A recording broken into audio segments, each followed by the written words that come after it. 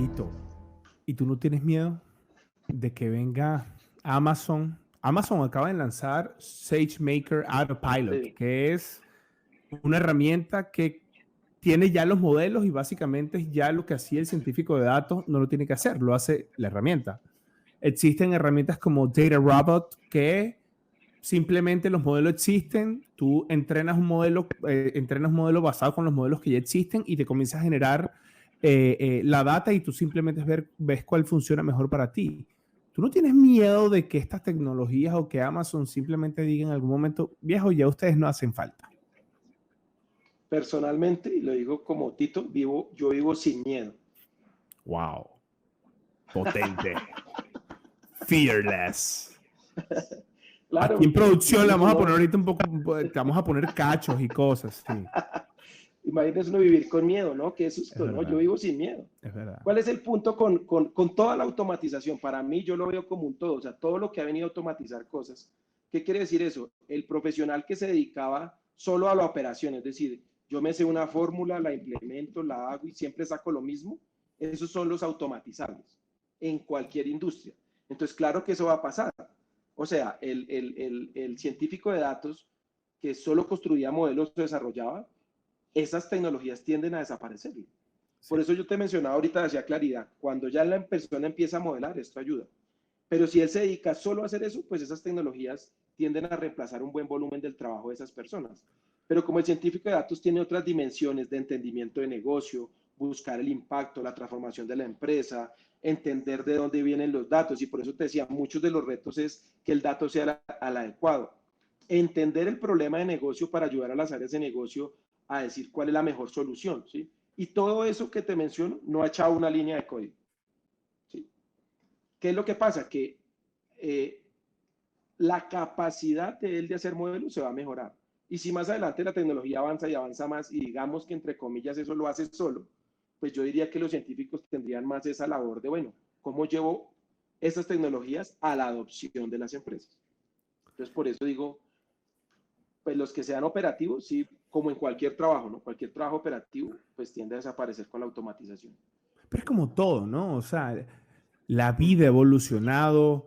Antes existían, ¿sabes? Las personas, las que hacían tomaban las notas y escribían Tal lo que cual, los eso. otros decían, ahora todo es por voz. O sea, hay muchos roles que la tecnología obviamente ha ido reemplazando y creo que eso no va a dejar de pasar, eso va a seguir pasando y la tecnología va a ser cada vez más intuitiva y va a ser mucho más poderosa y va a tomar muchos roles.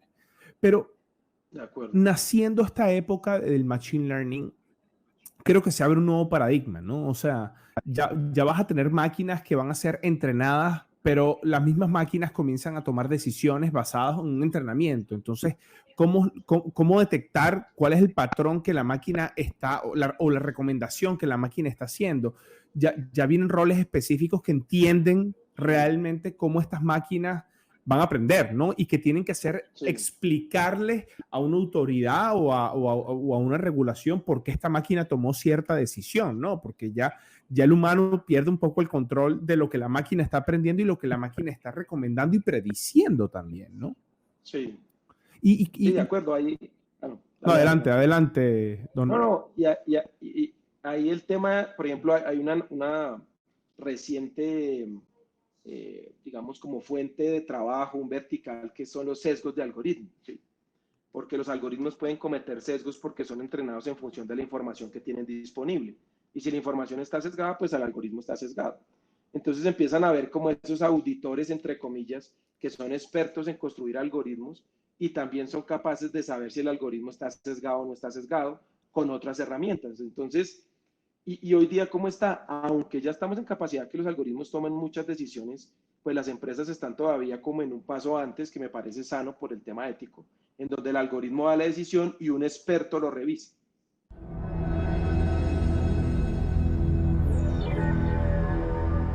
Alejandro, yo voy a comenzar este podcast preguntándote cómo comencé la introducción. ¿El agilismo murió o está más vivo que nunca? ¿Qué dice don Alejandro Posada? Vale, qué buena pregunta. Está vivo, pero tiene problemas. y tiene fans y tiene contradictores. Hay gente que lo ama, hay gente que lo toma por un lado, gente que lo toma por el otro. El agilismo está vivo y en esta época de pandemia, donde muchas empresas han tenido que cambiar su forma de trabajar, algunos han entendido que mejorar no era como mejoremos porque mejorar está de moda y porque adaptarse es chévere o porque el agilismo como que es una tendencia, entonces hay que subirse a esa tendencia porque el jefe nos dijo, sino porque, hombre, les tocó cambiar su modo en el que estaban asumiendo sus negocios. Entonces hay empresas que hacían cosas físicas y ahora les tocó volverse 100% virtuales. Los que habían avanzado en esa virtualidad, en la digitalización, la tienen ganada. Y hay unos que son súper exitosos ahora y se les está multiplicando las ventas y se les están multiplicando los clientes. Hay otros que están fregados y están acudiendo a lo que sea para poder subsistir. Ahí tú puedes utilizar prácticas ágiles que han funcionado en el mercado. Lo que pasa es que hay un problema. Hay gente que tomó el agilismo como porque es una moda, seamos ágiles y lo importante es ser ágil. Y ¿sabes qué? Ese pedacito es el que murió, yo creo. Ok. Yo entiendo. Pero mira, te voy a hacer una pregunta que posiblemente sea una pregunta extremadamente complicada y suene simple. Okay. ¿Qué es ágil?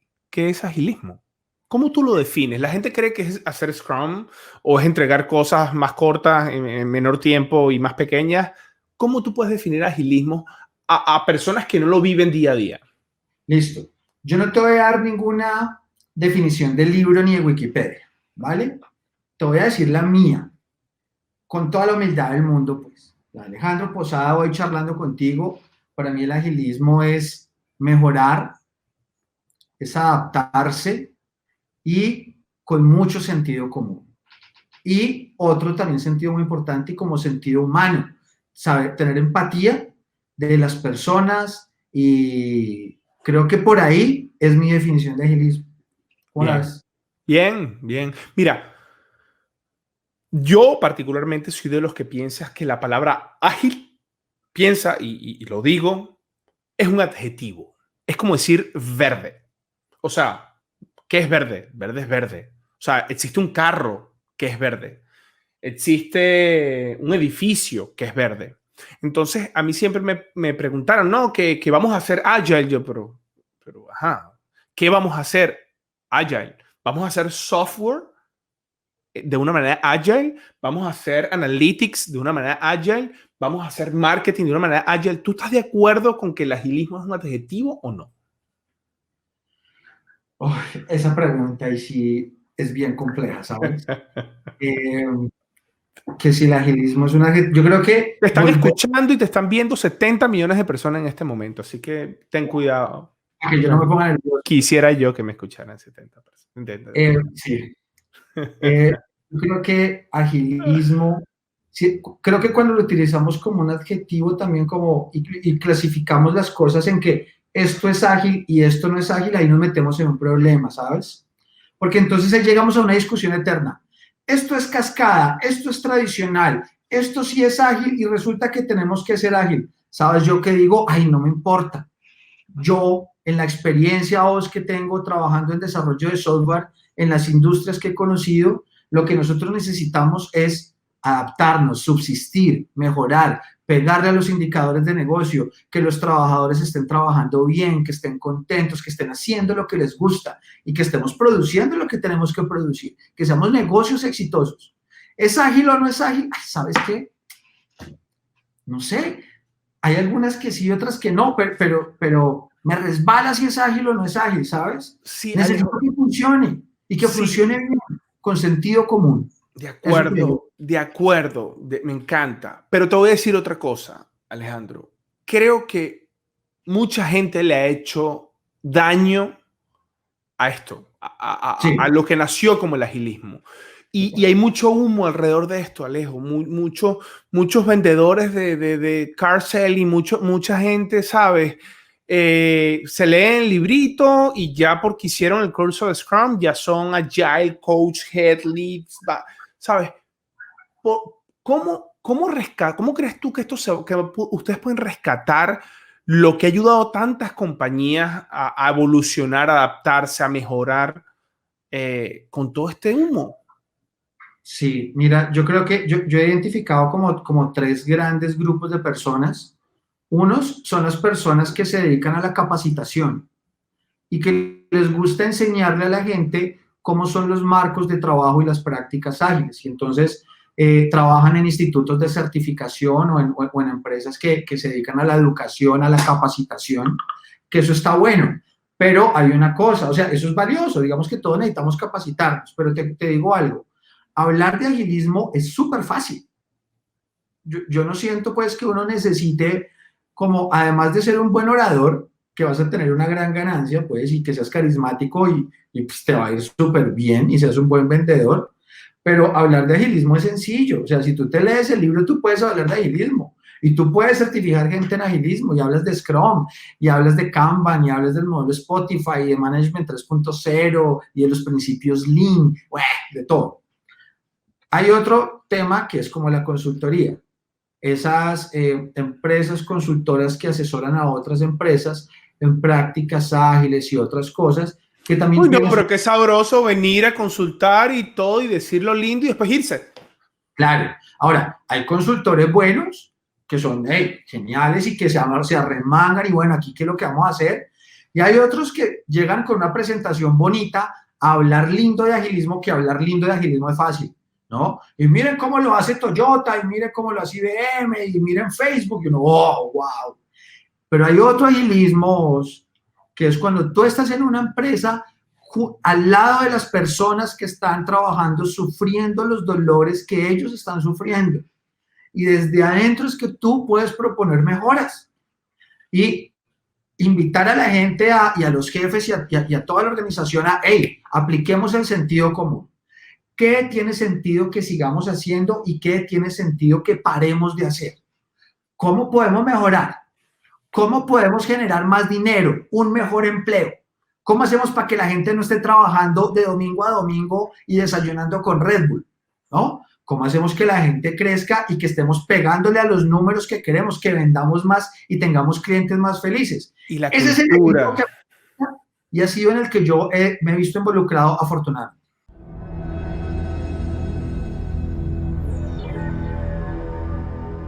Te quiero hacer una pregunta que es un poquito tricky. Es que prepárate que voy, aquí tengo la pelota, ya la voy a agarrar. Los que no ven, tengo una pelota de béisbol en la mano. 100 millas, voy con 100 millas, prepárate. Ya 100 millas es un lanzamiento, así no, imagínate tú. 100 millas, para los que no saben de béisbol, es un lanzamiento bastante duro, que es bien difícil pegarle a la pelota. Entonces, Pedro, los product owners no dan fechas. Los product owners son encargados del negocio, pero ellos no pueden dar fechas. Ellos están encargados de un roadmap, que es algo a alto nivel, pero ellos no dan fecha. Cuando el negocio viene y le pregunta al product owner cuándo va a salir el product owner dice, yo no doy fecha. Eso está bien, Pedro. No. Y si esto lo escucha mi actual jefa, creo que me puede estar queriendo matar. Porque ella es de esa vertiente y no está mal. O sea, hay dos vertientes, hay dos filosofías. Sí. Yo, o sea, un product owner, este es mi approach, mi forma de vivir o sea, es tu opinión. Y es, claro. Es mi opinión, exactamente. De pronto no te voy a decir la fecha exacta, pero yo sí debo poder tener ese sense del equipo de, hey, empezamos, o sea, empieza el sprint, esta vaina puede ser de X tamaño, después entramos en pruebas, X, Y, Z, los servicios de atrás. Sí, eso puede ser 6 a 8 semanas, tan pronto empecemos. Y también, tan pronto empecemos, yo no me puedo desconectar de la realidad, porque también yo debo poderle dar un update a sabiendas al negocio y decir, ¿sabes qué? Se atrasó esto porque se encontró X, Y complejidad. Y no yo siempre, y no jugar de product owner al toreo como olé y que llegue al delivery para que responda. Entonces, yo soy creyente que la fecha final yo debo poderle decir a mi delivery lead o a Scrum Master, hey, vení, ayúdame, ¿cuándo crees que podemos tener esto? Como que bájamelo más técnicamente para poder darle una fecha más informada al negocio. Pero, pero, pero no es como, no es conmigo. Háblate con Juan, que lo tengo acá al lado y él es el delivery. Dale. Sí. Yo, de nuevo, mi approach, mi opinión. Sí, no, está bien. Es que mira, hay compañías donde hay fechas que son fijas. O sea, por ejemplo, si tú tienes el lanzamiento del iPhone, bueno, hay excepciones, pero el lanzamiento del iPhone viejo es una fecha. O sea, si vas a sacar un nuevo producto y tienes una fecha fija, el lanzamiento de un carro, o sea, hay cosas donde la fecha es inamovible. Entonces ahí tienes que enfocarte en el alcance. O sea, ¿qué puedes hacer para reducir el alcance? ¿O qué tanto dinero necesitas para meter más personas para poder cumplir con esa fecha? Cuando la fecha es un elemento que puede ser movible, entonces a lo mejor los dueños del negocio te dicen, bueno, pero no te puedo dar más dinero o me tienes que llegar hasta este alcance, tienes que sacar este conjunto de funcionalidades, pero tiene que haber algo que tú puedas mover y si puedas tener esa flexibilidad con el resto del equipo. Pero mira, es que sí estoy de acuerdo porque lo que tú dices, o sea, la fecha es del equipo también. Y eso del product owner, no, que no te lo doy, que te lo das en un ente externo de otro equipo que ni siquiera forma parte del equipo, es lo más extraño, pero del planeta. ¿Cómo tú le dices al equipo interno viejo, tenemos esta fecha, tenemos que lograrlo, todos los stakeholders están pendientes de ustedes, qué necesitan, qué buscamos, qué hacemos? O sea, esa dinámica y esa presión chévere que tiene que existir dentro del equipo, tiene que funcionar cuando tienes que cumplir algo, ya sea cumplir con el budget, cumplir con la fecha, cumplir con el alcance, pero tienes que cumplir, eso no es responsabilidad de más nadie. Y no quiero decir que sea una responsabilidad solo del PO, del Product Owner del equipo, sino pero el Product Owner sí tiene que ser el primero que ponga el pecho, o sea, vamos para allá, o sea, y es no, es que eso no es mi problema, es que me parece rarísimo, y he estado en varias compañías, y conozco de varias compañías donde eso sí, el Product Owner no da fecha. El Product Owner es responsable del roadmap y yo nada más doy una fecha al alto nivel y te puedo decir en qué Q, si en Q1, en Q2, en Q3, en Q4 va a salir esto. Y yo, ¿pero qué diablos es esto?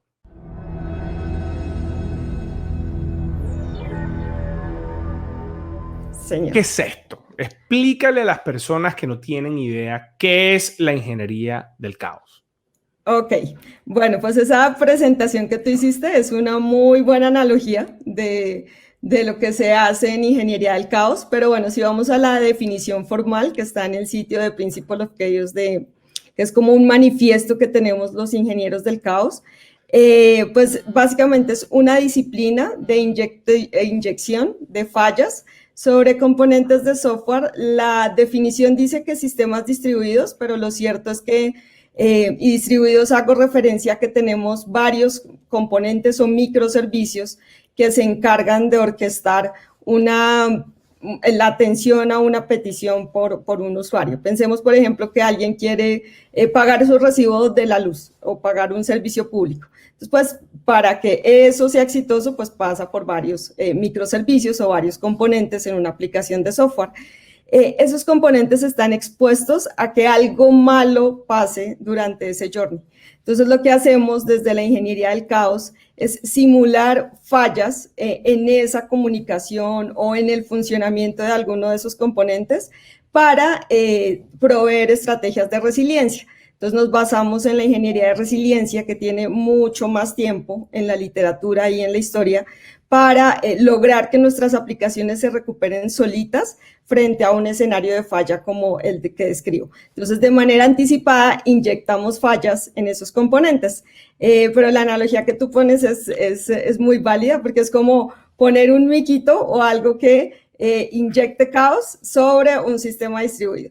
La definición nos habla de sistema distribuido de producción, pero podemos empezar en una aplicación, en un monolito, o sea, no necesariamente tiene que estar distribuido, pues una aplicación legada igual, y no necesariamente producción. También podemos empezar desde ambientes bajos, y ambientes bajos hablo desde el computador, la máquina en donde el desarrollador está trabajando, o bueno, el ingeniero de desarrollo está trabajando.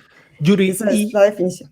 Y normalmente en las compañías, quiénes ejecutan y quiénes llevan a cabo todo esto. ¿Es un rol que está dentro de las compañías? ¿Lo hacen los equipos de prueba? ¿Lo hacen los desarrolladores?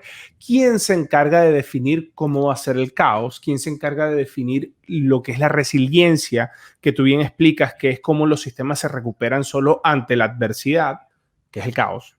¿Quién lo hace?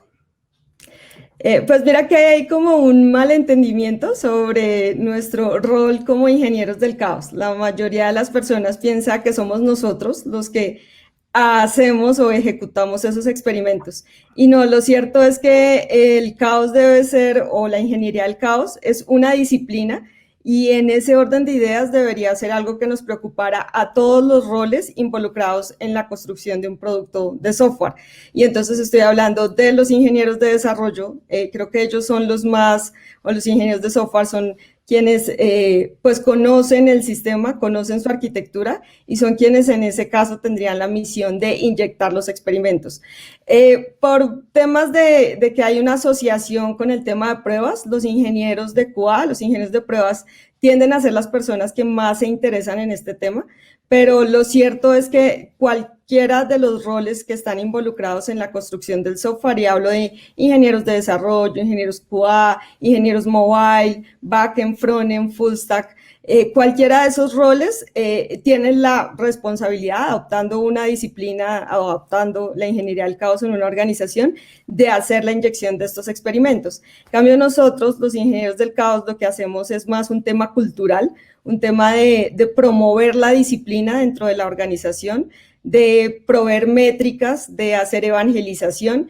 Y bueno, pues ahorita particularmente en lo que yo hago, por ejemplo en un Game Day, es sentarme con el equipo de ingeniería a entender su arquitectura, a enseñarle la disciplina, a enseñarle a diseñar los experimentos, porque, bueno, tal vez no lo mencioné en la definición, la ingeniería del caos está basada en el método científico, entonces lo que hacemos son experimentos basados en el método científico, probemos hipótesis y las validamos o las refutamos. Entonces les enseño yo esa metodología, las herramientas que están disponibles en el mercado para hacer ingeniería del caos, pero son ellos quienes, digámoslo así, lanzan el ataque, quienes leen un tablero con una herramienta de observabilidad, y quienes también finalmente construyen el postmortem, acompañados y liderados por nosotros, pero es una responsabilidad o una disciplina que debería ser adoptada por todos los roles involucrados en la construcción de un producto.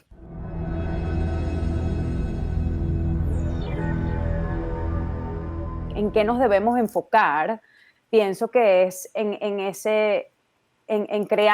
mantener ese sentimiento de comunidad, porque es muy fácil, hay una epidemia de soledad hoy en día. La gente se siente muy sola, sobre todo aquellas personas que los agarró esta pandemia y no tienen una familia, una pareja, o viven solos, ¿verdad?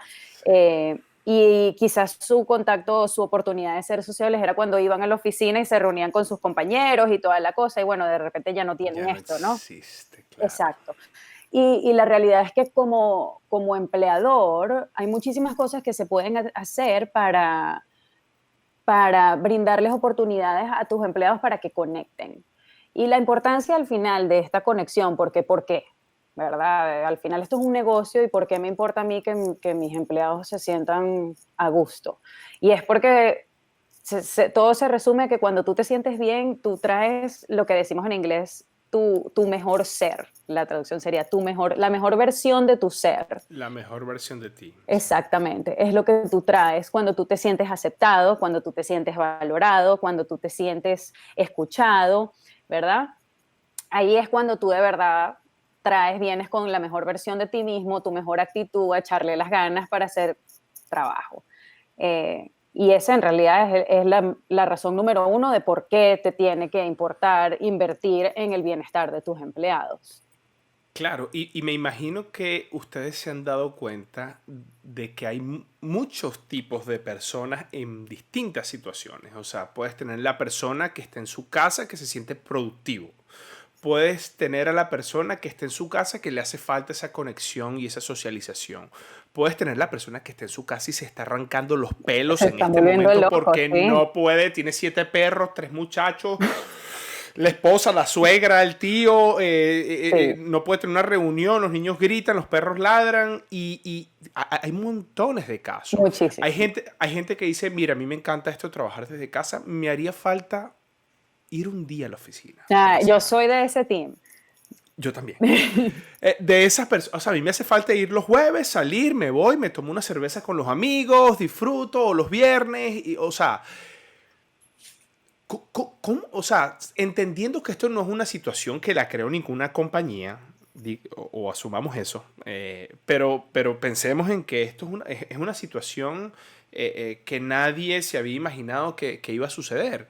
¿Cómo una compañía puede tener felices a toda esa cantidad de personas y cómo se pueden hacer planes para todo ese universo de personas que son tan diferentes? Es muy complejo. Es súper complejo, sí lo es. Pienso que, bueno, primero que nada, obviamente no es la responsabilidad de la compañía hacer feliz a la gente tampoco, ¿no? Y eso no depende de muchas veces de tu trabajo, porque me puedes trabajar en el sitio perfecto, pero el tema de ser feliz, bueno, otra cosa. Pero pienso que hay muchas cosas que tú puedes hacer para ayudar. Y lo primero para poder saber es preguntar, ¿no? Porque ¿cómo sabes cuáles son los problemas que la gente está teniendo? ¿Cuáles son sus mayores obstáculos en este momento? Si tú no preguntas, puedes asumir, por supuesto, pero el primer paso es pues, preguntar, hacer una encuesta a tus empleados donde ellos tengan la oportunidad de decir, mira, es hacer cosas como que cuál es tu mayor obstáculo ahorita. En el caso de donde yo trabajo, mucha gente se empezó a quejar del tema de que no tenían un espacio dedicado en sus casas, una buena silla, un buen escritorio, un monitor, y entonces esas son cosas que tú puedes ir solucionando. Ahora, si la persona, sabes, vive con Raimundo y todo el mundo, eso es otra cosa, porque yo como tu empleador no puedo solucionar tu situación de vida.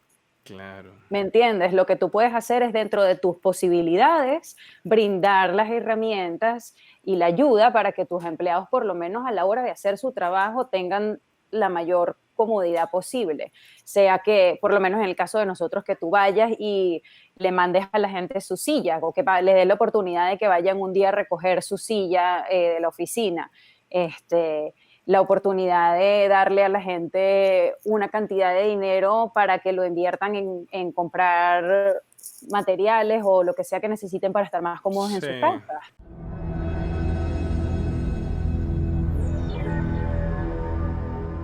Claro, a ver, la ingeniería de la izquierda las ha adoptado varias metodologías, sobre todo las metodologías ágiles. ¿Qué es lo que nos dicen las metodologías ágiles? Primero, hagamos las cosas más pequeñitas. Si seguimos haciendo las cosas grandes, no va a ser posible. ¿Por qué? Porque siempre tenemos que probar o analizar un monstruo. Y si siempre tenemos que analizar un monstruo, va a ser demasiado ineficiente todo. Así hagamos automatización, ¿sí? Así la automatización la hagamos y la hagamos juiciosamente, no va a ser suficiente si la seguimos teniendo a la derecha de nuestros procesos. Entonces, unas recomendaciones inicialmente, y lo que nos dictan las metodologías ágiles es, hagamos piecitas más pequeñas, hagamos cosas más pequeñas que de verdad podamos tener foco en lo que queremos probar y en la calidad que queremos tener, básicamente, ¿sí? Simple. Lo simple siempre funciona, hermano. Total. Por otro lado, también, o sea, como hacemos cosas más pequeñas, tenemos que hacer esto de manera muy temprana. Como bien decía, tenemos que adoptar... Hacia la izquierda. Hacia la izquierda. Correcto.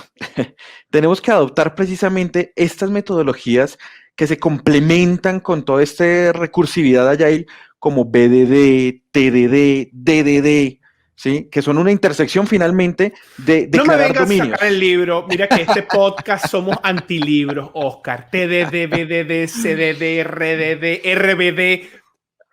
No nos gustan los libros, Oscar. Listo. Yo Para ponerlos en palabras... Yo entiendo, y no, voy a meter el dedo en la llaga. Yo entiendo que están todas estas metodologías y funciones y están probadas, pero tampoco hay un libro donde tú te lees la metodología y ya todo comienza a funcionar perfecto. Todo tiene sus bemoles, tiene su interpretación, tiene sus complicaciones. Vamos a ser concretos. O sea, tú tienes una compañía que tiene un montón de procesos a la derecha. ¿Qué recomiendas? O sea, ¿cómo comienzan? Lo primero que hay que hacer, sí, de acuerdo contigo, podemos hablar demasiada teoría, pero lo primero que hay que hacer es sensibilización a todo nivel. Eso es cultura. Eso es cultura, correcto. Toca o sea, llevar esta sensibilización desde los líderes, managers, inversionistas, si es necesario, hasta el desarrollador o la señora que nos ayuda con el aseo general en la compañía. Ella también lo tiene que saber. BDD como tal no es un framework, no es Serenity. Serenity simplemente es una herramienta y ahí sí, como toda herramienta, como un martillo perfectamente clava un clavo o también machuca un dedo. Las dos cosas las hace igual de bien. Entonces, si usted se mete con la herramienta sin saber qué es BDD o cómo hacer bien DDD, pues se va a terminar machucando con la herramienta. Claro. Entonces, tienen que saber precisamente adoptar no solo los frameworks, sino la filosofía que trae detrás del framework, ¿sí?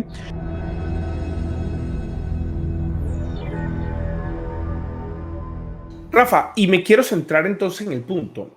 Tú dices que el UX sin data, como bien lo dices, es diseñar por amor al arte y mirándose el ombligo. ¿Por qué? Pues porque es que, a ver, una de las preguntas que hago cuando contrato a alguien es, ¿tú cómo sabes que lo que propones funciona? ¿Sí? Y si las personas no saben cómo hacer eso, o sea, cómo saber eso, en realidad están diseñando porque les parece bonito y porque les parece que está bien y porque les Por gusta. intuición, por sí. Claro, Justo, exacto. claro. Y pues para eso en realidad hay toda una rama de bellas artes en donde en realidad no tienes que cumplir un objetivo tan claro y un objetivo para un negocio.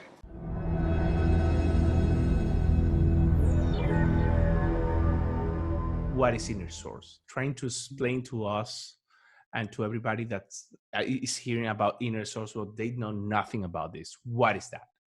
Yeah, so inner source is basically a open source concept that brings into the corporate world that we use it in enterprise, we use it in small company, medium company, you name it. But there's tons of different ways to do this. Some people, start from grassroots. Some people start from the top. So there's tons of different ways to do so. So basically is bringing the open source inside of the company, inside of the organization, taking all the principles and make it works. Inside, it's not open, right? It's inner source. It's inner. It's Exactly. very controlled, in some sense. So and what's the benefits for a company to start doing inner source? I would say it's the culture itself. So if your company thinking of, I want to nurture a community that is innovative, that they listen to the qualities, and then they want to do something great that potentially shareable across the whole world, then that is the benefit the company, that's the benefit the company looking for, and that's inner source for them. Okay. So I was reading one article, to bring you the right question. And I was reading that inner source is not a strategy. It's a movement. Are you agree with this? I 100% agreed. Because what is a strategy? Strategy is a way of doing things, right? We strategize like, okay, we'll do things this way first, this way next, and then we do the thing, and that will comes up to a whole plan. And that's not just that, because a movement involves emotion. You have to believe in something to bring up your emotion that I think doing these things, this small project or a big project, it will benefit everyone and it will make the world much better. So this is the belief that you have to be in order to do inner source. That's why it's a movement.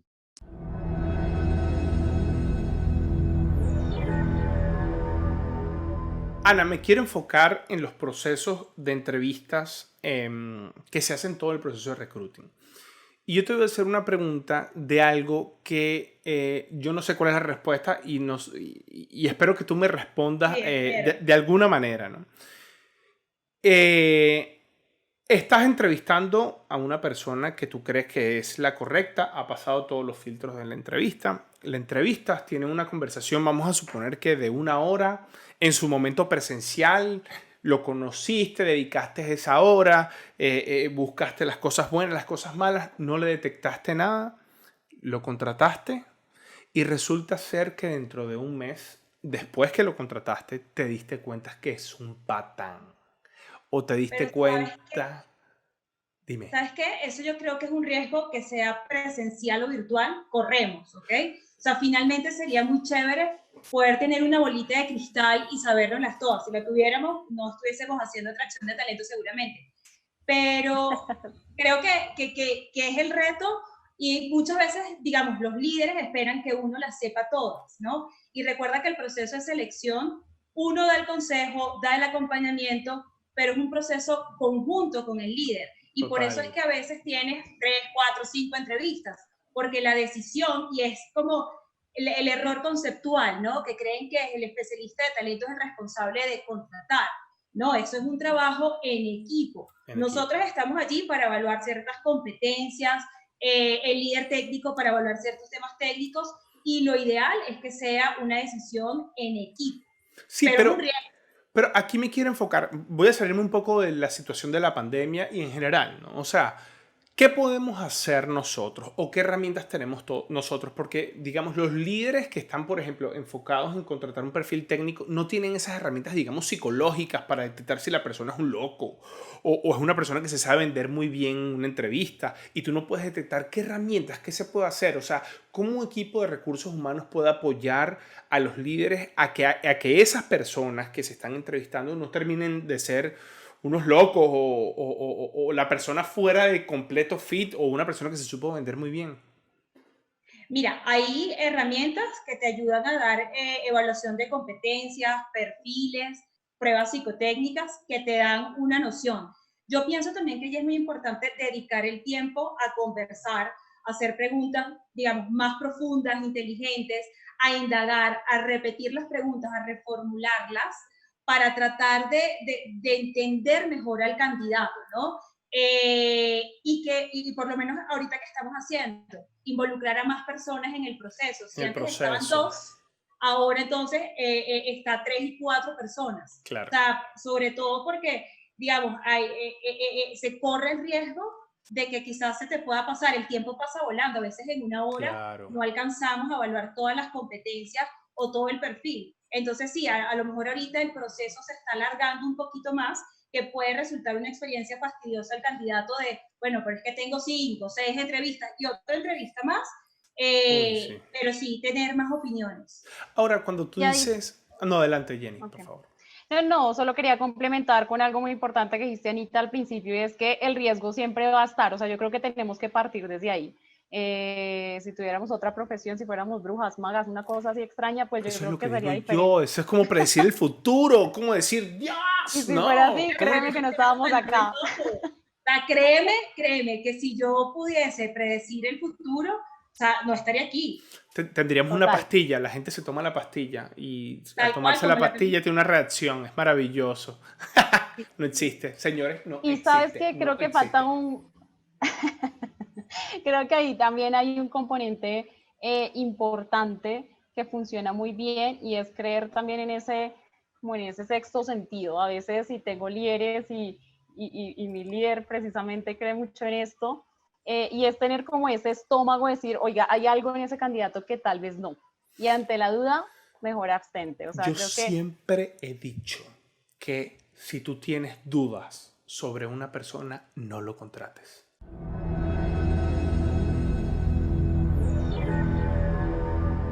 Según lo que te entiendo es como que, bueno, lo primero es, vamos a ver qué pasa. Vamos a detectar lo que sucede. Es como que cuando me duele la cabeza, bueno, vamos a hacerte todos los exámenes para ver qué es lo que tienes. Y ya sabiendo qué es lo que tienes, entonces comencemos a trabajar, ¿no? Sí.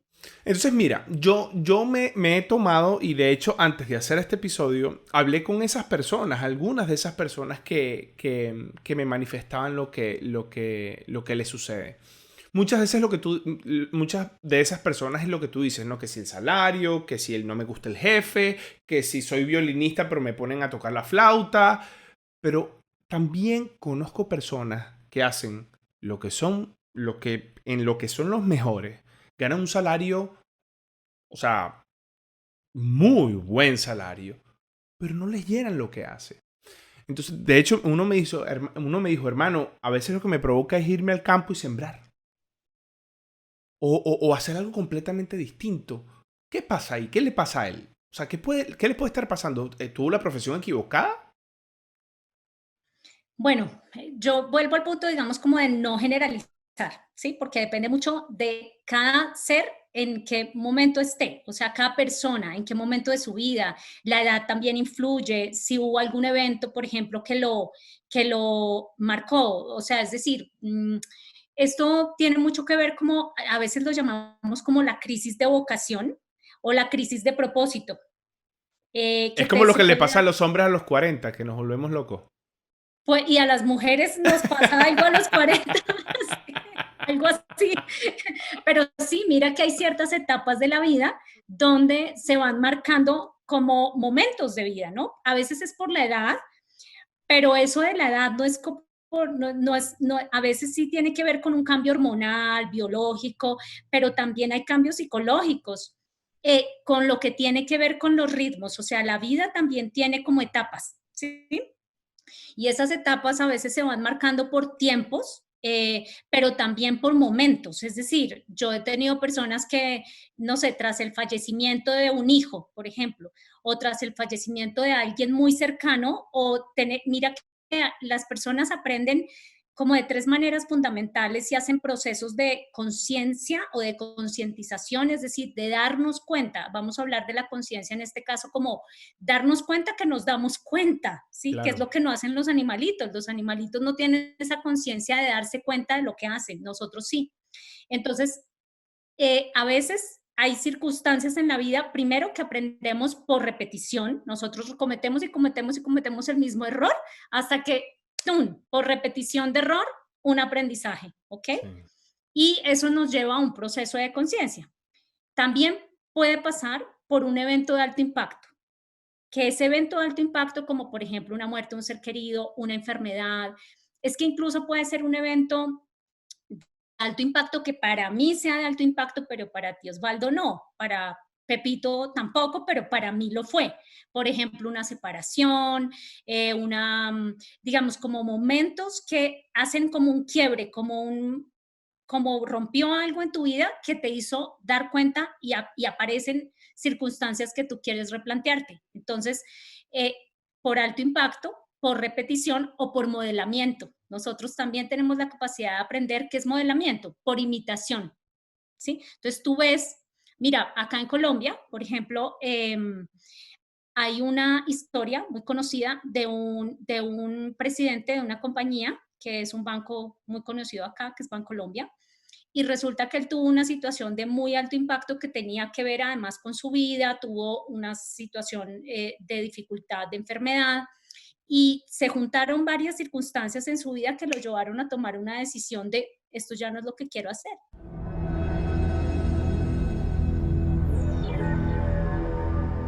Básicamente, un micro frontend es un estilo de arquitectura o una técnica en la cual cuando tú tienes una aplicación web que empieza a crecer con el tiempo y empiezas a meter más equipos en tu proyecto, pues se vuelve insostenible. Entonces lo que haces o lo que te dice esta técnica es que puedes llegar a partirlo por diferentes dominios de negocio y así tener ciertos beneficios, como por ejemplo cada equipo puede empezar a crecer en su parte, de acuerdo a sus necesidades de negocio, puede empezar a crear despliegues independientes, puede empezar a tener cierta autonomía, que es muy difícil cuando solo tienes un solo proyecto, ¿sí? Entonces, en pocas palabras, un microfrontend es eso. Es una técnica en la cual tú puedes partir tu proyecto web en diferentes partes, enfocados a un equipo que se hace cargo de esto y pues, un área de negocio específica. O sea, podría decirse que es lo mismo que se hace en el backend con los microservicios, donde se parte el backend en distintos servicios, pero en la parte del frontend. O sea, se pica el frontend en distintas aplicaciones que son independientes, tienen releases independientes, es un proyecto completamente independiente, para que puedan, y me corrigen en esto, ¿no? Uno de los beneficios también de tener esto es tratar de minimizar las dependencias entre frontends y entre equipos que también maneja frontend, ¿cierto? Sí, totalmente. Bueno, de hecho, ahí te doy un dato curioso y es que, bueno, a medida que el software fue evolucionando a través de los años, pues muchas veces empezaron a hablar de patrones de diseño, de diferentes técnicas a nivel de backend. En el backend pues se habló de esto de los microservicios, pero se fue dejando de lado el tema del frontend. Casi que no le ponían mucho cuidado a eso. Entonces, justamente, cuando empezó a hablarse de esto de los microfrontends, se empezó a hablar por allá como en el año 2015, y en el año 2016 una empresa llamada ThoughtWorks, que es una consultora pues, mundial, empezó a adoptar un poco más del tema, a decir, oiga, están hablando de esto, y qué pasa si en el frontend hacemos algo similar a los microservicios. Entonces, Claro. cuando se empezó a hablar de este tema, justamente los microfrontend tienen ciertos principios que los microservicios también tienen, que es justamente eso. Claro. Pues, Porque antes entonces existían los microservicios, pero el frontend era un monolito. Era una sola aplicación. Y Sí. era un montón de gente metida en el frontend, metiéndole mano en el frontend, y ahí se complicaba el desarrollo del frontend. Necesitabas hacer un feature, necesitabas coordinar con 5 equipos, y bueno, bajo esta técnica, entonces se pica, se agarra un machete y se comienza a picar así. En Venezuela le decimos machete, y no sé cómo se le dirá allá. Cuchillo, se comienza a picar el monolito del frontend en distintas aplicaciones, y eso es lo que se puede llamar como frontend, ¿cierto? Sí, Así, totalmente. algo así, ¿no? Sí, es exactamente eso, hablándolo en pocas palabras. Sí. Ahora, ¿cuál es el beneficio? Aparte de lo que hablamos, ¿qué otros beneficios tiene la arquitectura de frontend? Bueno, hay una serie de beneficios como por ejemplo, pues que tal vez no se dan en el lado de los microservicios, acá es donde empezamos a ver esa diferencia, y es que, mira, cuando tu proyecto web empieza a crecer, sucede que pues se va viendo más grande la cantidad de código que tienes que cargar. Cuando carga la aplicación es mayor, eso hace que el performance se degrade. Entonces, al partir tu aplicación en varias partes, pues el performance de alguna forma incrementaría un poco, ¿sí? O sea, sería más rápido. Por otro lado, al tener proyectos independientes, no vas a tener problemas de merge, ni el efecto de la mañana siguiente, no sé si lo has escuchado, pero es algo No. así como cuando muchas personas están trabajando en un proyecto, tú haces tu código, tu feature listo, y llegas a la mañana siguiente y dices, sí. mierda, esto no sirve, ¿qué pasó? Entonces, justamente hubo un merge de otro equipo que te dañó algo, entonces es eso, ¿sí? Claro. Entonces, claro, al haber equipos independientes, pues cada equipo se vuelve autónomo en sus necesidades de negocio. Entonces pueden haber algunos equipos que necesiten salir más rápido que otros o desplegar más veces que otros, y ahí es donde empezamos a ver pues estos beneficios principalmente. Entonces, la forma de utilizar quizás tecnologías diferentes, por ejemplo, si tú tienes un solo proyecto en frontend, tienes que adaptarte a una sola tecnología. Pero si tú empiezas a partir esto en pedazos, incluso puedes tener varios equipos que pueden llegar a manejar algunos en React, otros en Angular, otros en Vue.js.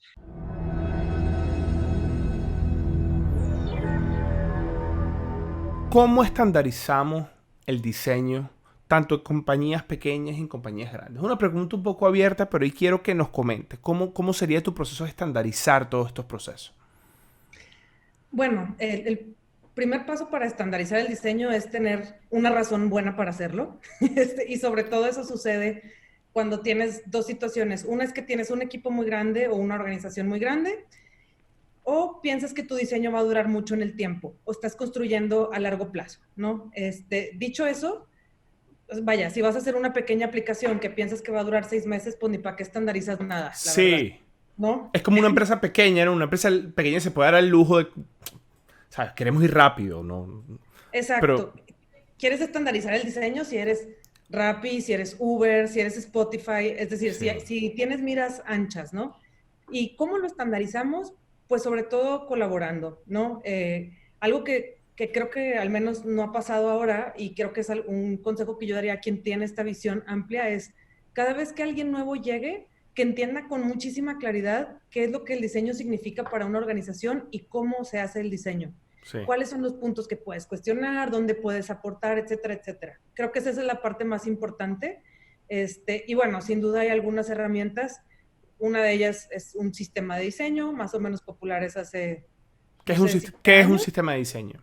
Un sistema de diseño es donde dos mundos se juntan, el mundo de la ingeniería y el mundo de, sobre todo la UX, pero en general del diseño, para crear componentes que se puedan reusar. O sea, como si estuvieras construyendo... Pero componentes del UI. Componentes de UI, a mí me gusta pensar que son componentes que en algún momento se convierten de UX. En UX, sí. Porque hablar de componentes de UI, pues es hablar de UI, y hablar de UI para mí se queda muy corto cuando hablas de diseño. Pero sí, a través de la UI, crear componentes de UX, usando la ingeniería, que te permitan crear frontends muy rápidos, para poder ofrecer soluciones que lleguen rápidamente hacia los clientes. Eso es Ahora, un sistema. esto podría decirse, te pregunto, ¿no? Que si las compañías crean un sistema de diseño, pueden ser que eventualmente necesiten menos diseñadores porque ya tienen un sistema de diseño creado, ¿o no? Depende qué tipo de diseñadores. O sea, el punto es que si hablas de diseñadores UX o diseñadores UI, en definitiva yo creo que probablemente necesitas menos diseñadores UI, ¿no? ¿Qué necesitas más? Diseñadores de UX, gente que haga research, gente que haga contenido, gente que haga estrategia de diseño. No digo más personas o menos personas, me refiero a la capacidad de producir esas cosas. Sí, más que hablar de personas, prefiero pensar que es a personas que te den esos servicios que a cuerpos, ¿no? O sea, Claro, claro, claro.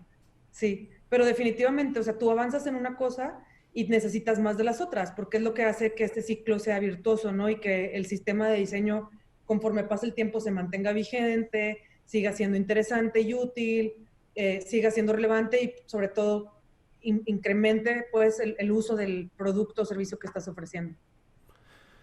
Digamos que en este momento hay una compañía que tiene el problema de que no está reutilizando o no tiene optimizado su proceso de diseño.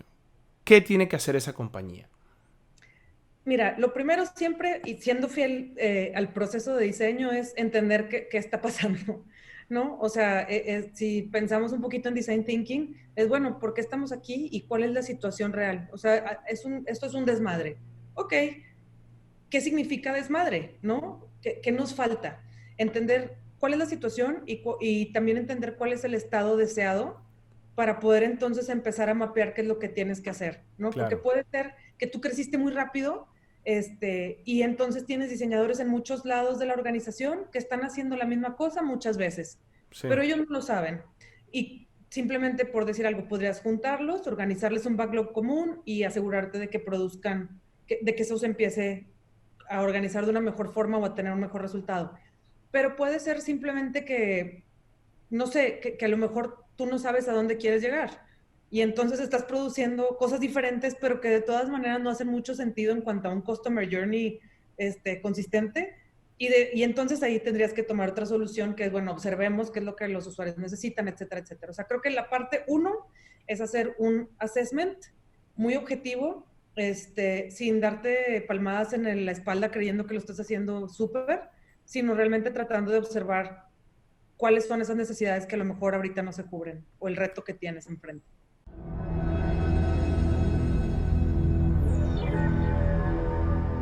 Hay muchas compañías que son innovadoras o nacen siendo innovadoras. Crecen, van evolucionando, van atrayendo gente, traen perfiles completamente distintos y siguen creciendo y siguen innovando. Llega un momento que crecen tanto que tienen que poner procesos y tienen que poner reglas y tienen que poner cosas porque si no todo se vuelve en anarquía. Pero el punto es que muchas veces estas compañías, poniendo todos estos procesos, se convierten en burocracia.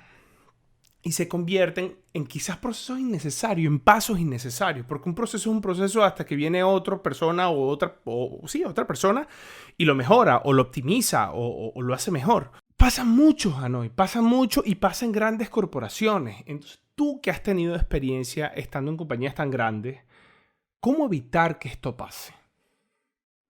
Yeah. Eso es como the $1 million question, ¿no? Mira, el caso donde yo además lo viví y me pareció un aprendizaje gigante fue en Google. Cuando yo me uní a Google, eso fue en el año 2006, ¿sí? 2006. Google tenía un solo producto, que era la cajita de búsqueda de Google, ¿no? Y en los 12 años que estuve en Google, yo vi pasar a Google de ese monoproducto prácticamente a ser una empresa que tiene más de 200 productos y que hoy en día es conocida como Alphabet, ¿no? Y eso es donde está esta parte interesante con el tema de innovación, que en realidad es un conglomerado casi, ¿no? de empresas.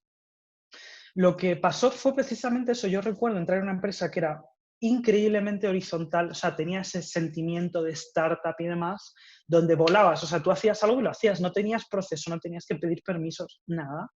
Y pasó de eso a que de repente, ¿no? Pues claro, crece la estructura empieza a crecer, la responsabilidad de la empresa y el impacto empieza a crecer, y de repente, pues en vez de que estuvieses, desde tu rol al CEO hubiese 2 personas entre medias, pasas a que de repente tienes a 85, ¿no? Y a mí algo que me fascinó es, uno, siempre hubo un cuestionamiento constante sobre esto. Es decir, había una conciencia de, uy, nos estamos engordando en procesos, nos estamos engordando en capas, ¿no? de personas, ¿sí? Entonces siempre había un cuestionamiento y siempre había, en consecuencia, por lo general, una reorganización. Sí. Para siempre buscar cómo aliviamos a la organización y donde nos estamos complejizando sin necesidad, cómo volvemos a aliviar la organización. Entonces, yo creo que cuando vas creciendo es muy difícil crecer sin establecer ningún proceso, porque por lo general el crecimiento también implica una mayor responsabilidad y un mayor impacto probablemente en el país o la industria en la que estés. Entonces hay una serie de procesos que van a venir inherentes a eso. Sí. El resto probablemente sobren, ¿no? Y esa grasita que sobre es lo que hay que cuestionar constantemente. Entonces, para mí algo fundamental es que nunca perdamos la capacidad de cuestionar el por qué se hacen las cosas, ¿sí? Cómo de vez en cuando, a lo mejor es una vez cada 6 meses, una vez al año, una vez cada 3 meses, dependiendo de la empresa, si antes algo que hacíamos en 5 días, ahora lo hacemos en 5 meses, qué es lo que ha pasado y por qué. Claro. ¿No? Y ojo, a lo mejor de esos 5 meses tienen sentido 2 por lo que sea, ¿sí? Por lo que sea, porque como te digo, de repente entras en una industria nueva, una regulación nueva, un impacto diferente, te tienes que cuidar más a lo mejor de lo que te cuidabas antes, y tienes un par de cosas que dices, no, esto lo tenemos que poner para asegurarnos de que seguimos protegiendo la privacidad de nuestros clientes, por ejemplo.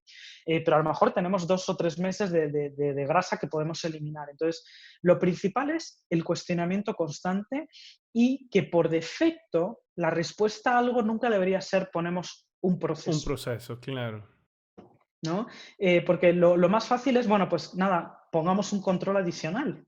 No, lo más fácil, o no lo más fácil, pero lo que habría que hacer es, bueno, ¿cómo podemos hacer para, sin poner un proceso adicional, seguir cumpliendo con el compromiso que tenemos hacia nuestros clientes, hacia la industria, hacia el país, hacia los empleados, lo que sea, ¿no? Y además, sobre todo en las empresas de hoy en día, cómo nos podemos apalancar muchísimo la tecnología para que incluso si el proceso tiene que existir, que sea súper automatizado y no nos Claro. enteremos que exista.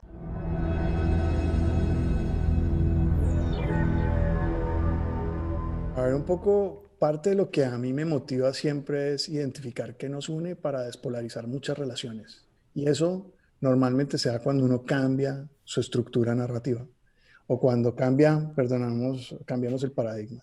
Primero yo y que los demás se jodan. Sí. Ahora, cuando yo pienso en juntos somos más y mejor, y desde ahí encontramos cómo promover y desarrollarnos como individuos y como sociedad, encontramos una brecha de oportunidades gigantes. Y eso, a través de juegos, en el mundo del marketing lo llamarían campañas. Yo hoy lo que busco es juntar mucha gente de múltiples disciplinas, abordar problemas u oportunidades que están alrededor de la ciudad, de los ciudadanos, alrededor de problemáticas reales que nos rigen a todos. Y lo que hago es juntar múltiples disciplinas y sobre eso co-crear oportunidades que vienen del natural y no de los científicos. Y juntos con esas personas y otros salimos a crear experimentos sociales que al final se convierten en proyectos y que terminan siendo de alguna manera o múltiples emprendimientos o múltiples acciones que tienden a resolver problemas. ¿Cuántas veces te has tenido tú que transformar? A diario, bro. Yo me levanto a meditar todas las mañanas teniéndome que transformar todos los días, retando primero a salir de mis propios paradigmas por un lado, o desde otro punto de vista, todos somos un mundo de vicios, todos somos un mundo de falsas creencias. Eso quiere decir que cuando uno enfrenta sus falsas creencias, sus propios vicios o costumbres, y se para todos los días a ser mejor, pues se está reinventando. Esa es la Y en el reinvención. negocio, yo no paro. Yo escuché hace poco una entrevista a alguien que le decía que es bueno dejar morirse. Uno se muere Y vuelve y y, arranca. y vuelves a nacer y comienzas de cero. Mire, yo hice un episodio, el episodio creo que es el episodio 11, que se tiene que ver sobre la gente que son muy buenos en lo que hacen, son los mejores, tienen los mejores resultados, pero son miserables porque no les gusta lo que hacen. Y muchas veces pasa, y en el área donde yo estoy, que es el área de tecnología, pasa muchísimo. Súper buenos Cierto. developers, muy buenos líderes trabajando, y de repente después de maestrías, posgrados, cursos, hermanos se dicen, ¿cómo he hecho para atrás? ¿Cómo me reinvento si tengo toda esta inversión? No importa. Voy a darle un pedacito echando para atrás. Y ese pedacito es, en mis inicios, yo soy militar.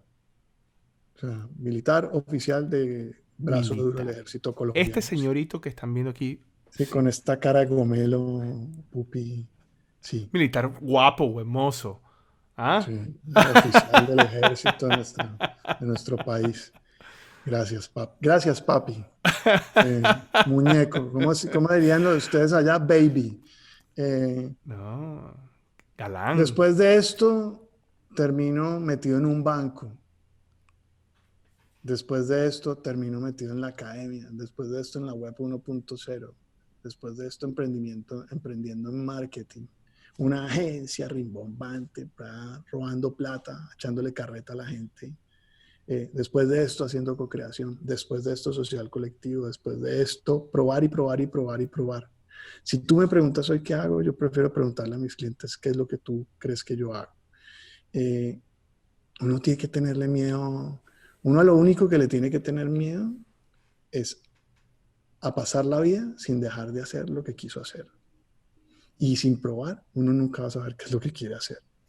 Entonces, y estos que están dispuestos a probar y a caerse y a volver a pararse y a salir adelante, mucho mejor, como lo diría la frase resiliencia, porque siempre vas a estar mejor. Cuando te caes y te paras, siempre vas a salir mejor de ahí. Y nunca es para abajo, sino para arriba. Yo voy a meter el dedo en la llaga en lo que estás diciendo. Buenísimo. Investigué mucho sobre este tema porque me tocó hacer ese episodio. Y muchas veces hay mucha gente que quiere hacer lo que tú dices. Mucha gente que sí quisiera dejar todo y reinventarse y matarse y volver a nacer. Pero hermano, la sociedad los ha llevado a lo que se llama en tecnología un deadlock. Un deadlock Sí. en español sería un abrazo mortal. O sea, todo depende de todo, entonces nada se puede mover. Mal ejemplo, pero los tecnólogos me van a entender. El deadlock es que no puedes dejar lo que estás haciendo. ¿Por qué? Porque tienes un mortgage, porque tienes que pagar el carro, porque tienes que mantener a tu mamá, porque tienes unas deudas personales para el crédito, para el estudio de tus niños. No puedes, viejo. Yo ¿Qué salida te lo voy a tiene? dar te lo voy a dar desde otro paradigma. O sea, hay dos drogas que son completamente adictivas y que con el primer shot quedas pegado. Uno es la heroína, ¿sabes? Es un primer shot de heroína, ese personaje para que lo saques de ahí es dificilísimo. Y el segundo es el salario. Es la plata. Pero uno puede hacer una transición. O sea, ningún drogadicto suelta su adicción si no lo estás llevando. O sea, ese cuento que para de un día para otro y lo sacas de ahí, no. Primero tienes que tomar conciencia de que estás adicto y que estás llevado y que ahí estás pegado en algo que no te funciona. Pero la base para poder lograr ese cambio en esa transición es ir soltando a poquitos, o sea, ir probando el otro mundo. Porque yo también creo en la ley de Tarzán. Uno no suelta una rama sin tener otra agarrada. Y salirse a comerse de la que uno quiere, pues no aguanta. Pero entonces entienda muy claro qué es lo que ama en su vida, qué es lo que más ama. Y eso no está, rompa el paradigma que está pensando en trabajo. Piense en usted. ¿Qué es lo que el mundo necesita de usted? ¿En qué realmente usted es muy bueno? ¿Y por qué es lo que le están pagando hoy o le pueden pagar? Cuando usted entiende qué le apasiona, que es la mezcla entre lo que usted es muy bueno y lo que ama, y lo escribe, cuando usted entiende cuál es su misión, que es la realidad entre lo que usted ama y lo que el mundo necesita de usted, y cuando usted entiende cuál es su vocación, que es la mezcla entre lo que el mundo necesita de usted y por lo que le pagan, y cuando usted entiende cuál puede ser su profesión, que no es ser ingeniero, porque uno no es ingeniero, uno estudió ingeniería, que es la mezcla entre por lo que le pagan y en lo que es bueno, usted puede encontrar su propósito.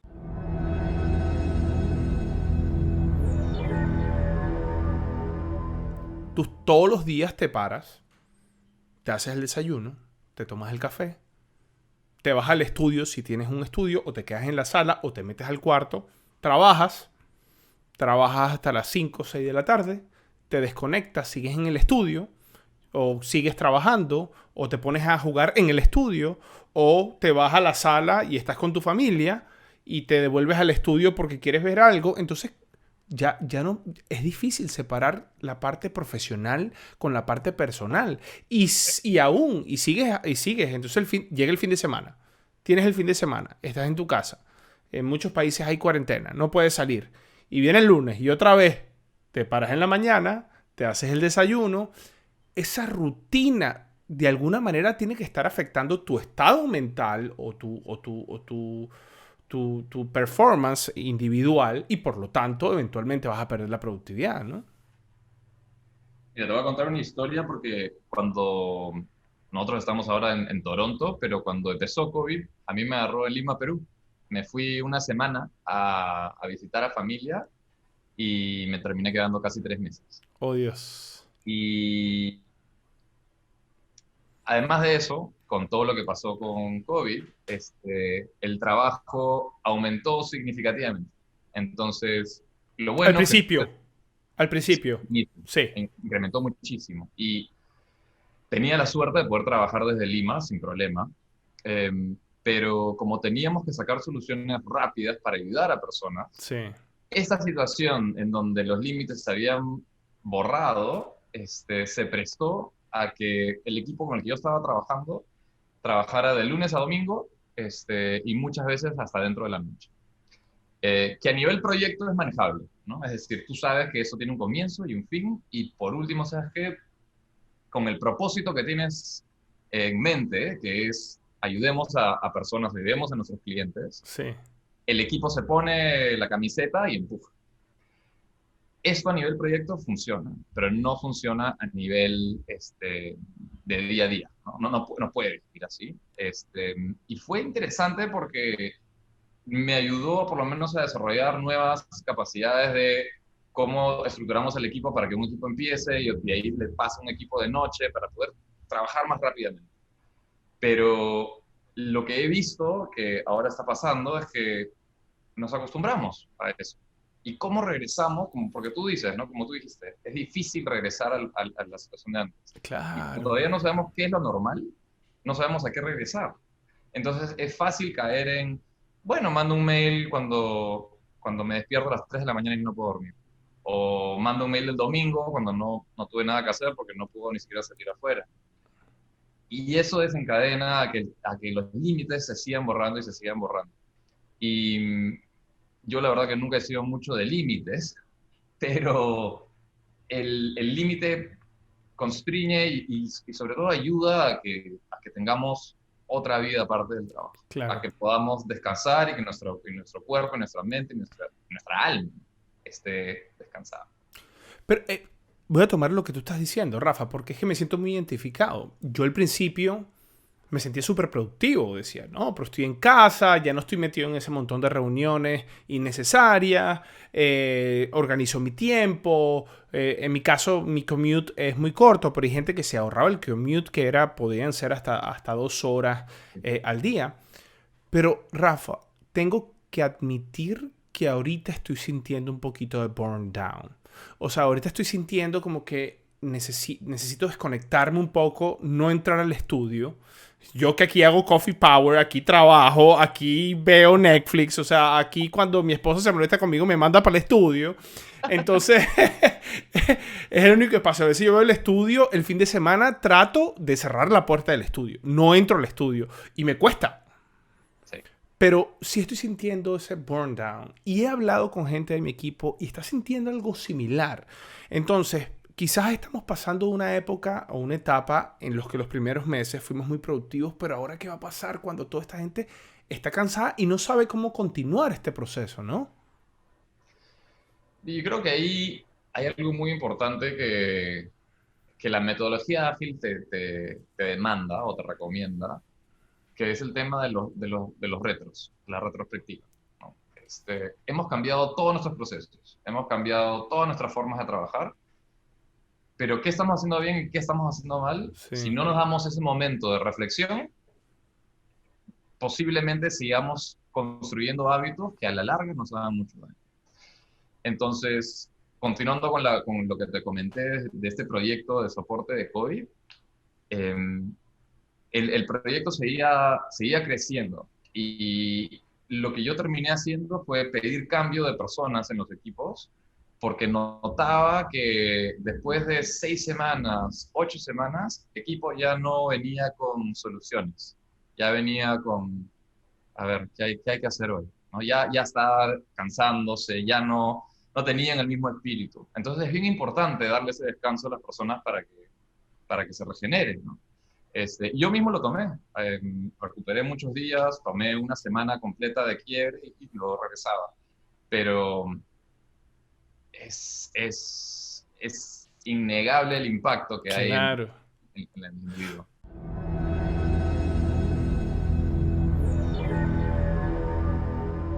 Pero quiero tu versión de lo que es un arquitecto de software. ¿Cuál sería? Bien, mi versión, y está bien que lo hayas aclarado porque hay muchas definiciones, ¿no? Pero mi versión de lo que es un arquitecto de software es que un arquitecto de software es un profesional con habilidades para diseñar una solución. Y no dije diseñar software a propósito, porque cuando hablamos de una solución hablamos del software, hablamos del hardware, hablamos de las personas que están involucradas y hablamos de los negocios que están involucrados. Y por ahí, si en alguna oportunidad habláramos con mi hermano, que él trabaja en un rol similar, él añadiría, hablamos también de las diferentes partes de la sociedad que se ven involucradas en un desarrollo de software, en el caso de un proyecto para sector público, por ejemplo. Wow. O sea, no es un rol nada más técnico, no tiene un enfoque 100% técnico. Tú dices que es como el 360 de toda la solución que se va a diseñar, ¿no? Sí, así lo veo porque, claro, no todos los arquitectos tienen que hacerlo de esta manera. En un equipo grande, algunos tienen unas responsabilidades y en un equipo pequeño tienen otras. Depende también el tipo de proyecto y el nivel de madurez de la empresa. Pero a grosso modo, un arquitecto completo o que tenga la oportunidad de ejercer un rol completo debe actuar de esta forma porque la idea es hacer software exitoso. Y si alguno de estos componentes que mencioné falla, pues el software no va a ser exitoso. La arquitectura es para modelar una solución que le ayude a alguien, que le solucione un problema, y eso requiere que hayan muchas cosas en juego, no solo el software, que de acuerdo a esta descripción, el software es como el 25% del problema. Wow, pero Juan Carlos, a ver, explícame algo. Dentro de muchas compañías, cuando se está diseñando lo que es el career path de los developers y las personas de tecnología o de desarrollo de software, normalmente hay como dos paths, ¿no? Dos vías a cuál irte. Una, yo la veo que es como la parte de people management o la parte de ser gerente o manager o enfocado en la parte de las personas y otro path es como el path que es técnico puro 100%, ¿no? Yo no quiero lidiar con cuestiones de la gente, ni que llegó tarde, ni que el Transmilenio en Bogotá me dejó, claro, ni que... ¿Me explico? Y el arquitecto normalmente está en ese path. Y hay muchas personas que quieren especializarse en la parte de arquitectura, pero tú me estás diciendo que el arquitecto de soluciones, la parte técnica es un 25%. Explícame un poquito cómo eso matiza lo que te estoy diciendo. Sí, mira, es que cuando estamos haciendo un proyecto de arquitectura de software, imagínate, yo soy mucho de colocar ejemplos, pero imagínate que tienes un equipo y el equipo es durísimo en Java. Y entonces tienen un arquitecto que en este equipo los va a liderar. Y resulta que el arquitecto no tiene ni idea de Java, pero el arquitecto es Node.js, tuvo experiencia en Node.js y probaba en Node.js. Entonces ahí empiezan a surgir preguntas de cómo ese arquitecto va a liderar. Pero viene la otra. Digamos que el equipo de .NET sea maravilloso, que el arquitecto, pese a que tiene experiencia en Node.js, sea maravilloso también. Pero ¿qué pasa si nadie en el equipo le cree al arquitecto? Si no les genera confianza. O si en lugar de verlo como un líder, lo ven como un obstáculo. ¿Cierto? Entonces, ahí nomás ya te das cuenta que, bueno, ambos pueden ser muy buenos, pero si el arquitecto no tiene unas habilidades de comunicación, cierta cosa de, tú mencionabas algo, cierta cosa como de people management, como de esa facilidad de comunicar tus ideas, empiezan a haber problemas. Ahora extrapola eso hacia afuera, porque seguramente un desarrollador del equipo, en las etapas iniciales o en las cosas más relevantes de un proyecto, no van a poner al desarrollador al que hable con un cliente. Al que van a poner, muy probablemente, va a ser el arquitecto para las cosas importantes. Y si de nuevo, si esta persona no tiene unas buenas habilidades de comunicación, su equipo puede ser maravilloso, él puede ser maravilloso, pero si el cliente lo odia o le parece que el arquitecto es muy orgulloso, muy pretencioso, no vamos para ningún lado. Mira, tú acabas de decir algo que es importantísimo y es la comunicación. Yo particularmente en los equipos que me ha tocado liderar, cuando tenemos la vacante, el arquitecto de software, donde yo me enfoco más es en la comunicación. Si la persona que va a ocupar el rol del arquitecto no tiene efectiva comunicación, y como cuando digo comunicación no quiere decir que hable bonito o que se sepa transmitir, no, es que tenga empatía, es que la persona sepa transmitir una idea, es que la persona escuche la necesidad del negocio, es que pueda tener un diseño de una solución que vaya de la mano con el negocio y acompañe el negocio y no sea al revés. Y lo que tú dices, que tenga esa chispa con el cliente, porque él es el que va a estar dependiendo, a un cliente en este caso, o hablando con un stakeholder de lo que se va a hacer. Así me parece fenomenal lo que tú estás diciendo. Y mire, te pregunto otra cosa. En muchos equipos donde yo he estado, se ha generado una distancia entre los desarrolladores y los arquitectos. Tanto que he escuchado el dicho de que déjalo tranquilo haciendo su PowerPoint, que nosotros nos encargamos de hacer el desarrollo. ¿Qué opinas tú de eso? Pues creo que es lastimoso, pero porque eso que acabas de mencionar pasa y pasa muy frecuentemente. Hay mucho distanciamiento y eso pasa por lo que acabamos de mencionar. Hay una falta también de habilidades blandas, pero mira que también puede ser por otros temas diferentes. También hay unos temas de expectativa y dependiendo del equipo las expectativas pueden ser diferentes. Te doy un ejemplo. Si yo trabajo como arquitecto de software y soy el único arquitecto de un equipo de desarrolladores, estos desarrolladores van a tener la expectativa de que yo sea su apoyo, de que yo aparte de arquitecto sea líder técnico, que en algún momento pueden ser dos roles separados, sí, pero esperan que el arquitecto ya sea un líder técnico. Es la expectativa, porque siempre ven al arquitecto como un superior, sobre todo en un equipo donde es desarrollador y tienen como alguien que los lidera. Y pasa que a veces el arquitecto no es líder, primero, y también puede pasar que ante la expectativa de que el arquitecto sea el que les ayude y sea su líder técnico, puede que no cumplan con las expectativas, porque lastimosamente nuestra sociedad está muy, muy draveada también por los títulos universitarios, ¿no? Entonces uno puede decir, pues me voy a hacer una especialización en arquitectura de software y ya no vuelvo a programar jamás. O de hecho, nunca voy a tener que programar porque hay gente que no quiere programar o tocar el software ni la plataforma nunca. Y se vuelven arquitectos de título y cuando llegan a un equipo, pues no les genera confianza al equipo, el equipo no les cree porque no lo ven como, no es un líder natural, ¿cierto? No es alguien que les genere credibilidad. Entonces, hay muchas cosas de por medio. Pero mira que hay otros equipos donde el arquitecto no puede que sepa programar y puede que le guste mucho, pero no va a programar. ¿Por qué? Porque de pronto está en una empresa en un equipo diferente donde tiene tantos proyectos de arquitectura que se la va a pasar todo el mes haciendo arquitecturas. Entonces mira que son procesos diferentes, depende cómo esté creada la empresa. Creo que algo que de pronto deberíamos hablar es si realmente todos los arquitectos tienen que ser líderes y si de pronto a veces tenemos expectativas falsas de lo que debería ser un arquitecto porque estamos confundiendo roles diferentes. ¿Qué opina? ¿El arquitecto tiene que ser un líder? Pues esa es una pregunta de reina, ¿no? Depende, salvemos al planeta, ¿cierto? Porque yo puedo responderlo así, ¿no? Como una princesa. Pero claro, es un gran depende. Porque si me dices, ¿el arquitecto tiene que ser un líder? Bueno, en todo sentido, un líder sí. pero yo puedo ser un líder con los clientes y con las personas que quiero influenciar para llevarlos a que compren un producto o para posicionar una arquitectura de software que creo que es la más favorable. Puedo ser un líder como hacia afuera del equipo, pero de pronto no soy bueno hacia adentro del equipo, porque cuando lo hago hacia afuera del equipo, yo soy, de alguna manera, el arquitecto de software es un influenciador de la empresa, pero cuando estoy hacia adentro del equipo, es un people manager y te requiere ahora otros skills diferentes propios de manejar un equipo que son diferentes de cuando interactúo con gente que no está a mi cargo. Y ahí puede haber un cortocircuito porque hay arquitectos que son buenísimos mirando todos los temas de arquitectura y apoyando la toma de decisiones hacia afuera, pero hacia adentro no son buenos managers. A veces son muy chapados a la antigua. Como tú decías, quiero que usted llegue a las 8 y se vaya a las 5 porque soy su jefe, ¿sí? O yo que la arquitectura es esta y se hace y punto. ¿Y cómo lo voy a hacer? No sé, defiéndese. O sea, puede haber gente así. O puede haber gente que sí tiene esas habilidades. Entonces, yo a veces siento que todos estos problemas con los arquitectos, porque hay mucho ruido. O sea, si te cuento, hace algunos años yo hice una actualización en mi perfil de Facebook.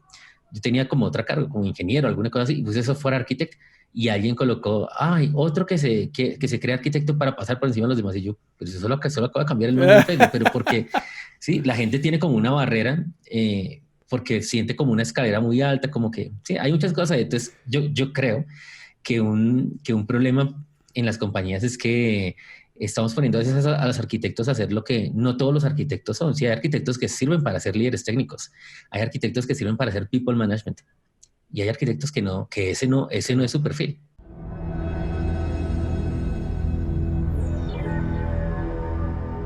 Bueno, hermano, ¿y qué está pasando ahorita con la educación y el virus y qué papel está jugando la tecnología? Y está movido, está movido. La verdad que ha sido un año que nadie lo podía prever, sinceramente. Nos ha agarrado por sorpresa. Y algunos más preparados que a otros también, ¿no? Hablando de países, hablando de entidades, instituciones, desde colegios a universidades. Y todavía te diría que se está replanteando muchas cosas de cara a 2021. Esta nueva normalidad que también se habla mucho, ¿no? De post-COVID, empezar a valorar más las oportunidades de aprender de manera remota y complementarlas con dinámicas físicas o presenciales, perderle un poco el miedo, acelerar esa adopción, pero por otro lado, cómo hacerlo bien, ¿no? Porque el gran desafío que veo también es que todos fuimos abruptamente hacia el remoto, hacia el aprendizaje remoto, desde chicos de primer año de colegio hasta universitarios, en todas las edades, y muchas de esas experiencias no estaban preparadas para pasar a ser remotas de un día para el otro, ¿no? Los profesores no estaban adaptados, no estaban preparados, y lo que suele suceder en esos casos es que si bien han logrado muchos definitivamente adaptarse y agarrarle la mano a Zoom, ¿no? y algunas herramientas, no es ideal, ¿no? Porque no diseñaron sus currículas y sus programas y su educación alrededor de estas herramientas, sino que son más un parche. Y el estudiante lo siente. Y ahí es donde el estudiante también pone en tela de juicio si realmente aprender online o aprender remoto es mejor que lo que venía haciendo antes. Y para muchos chicos, sobre todo, es más difícil de verlo como algo positivo, ¿no? Salvo que sean experiencias más diseñadas desde el vamos para el mundo digital, el mundo remoto. Pero creo que todavía en América Latina hay mucho que no, ¿no? Hay mucho que ha sido forzado.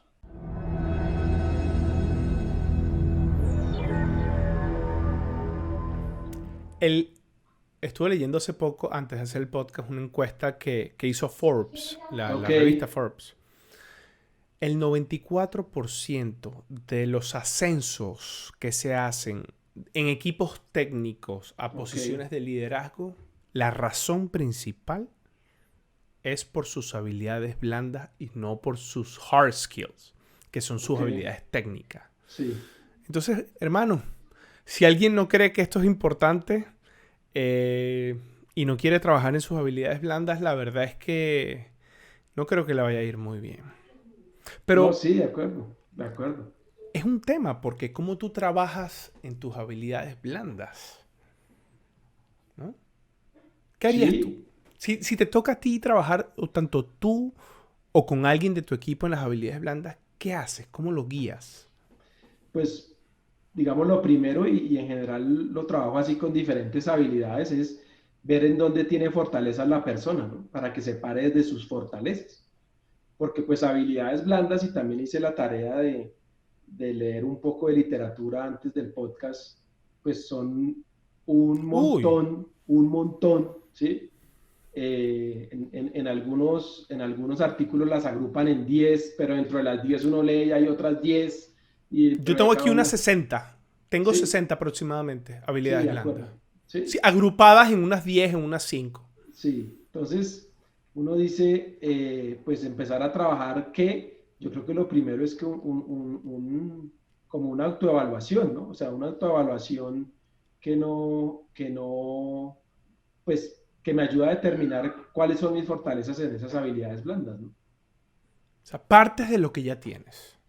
Para mí, ese es lo esencial, es partir de identificar cuáles son mis fortalezas en esas habilidades blandas.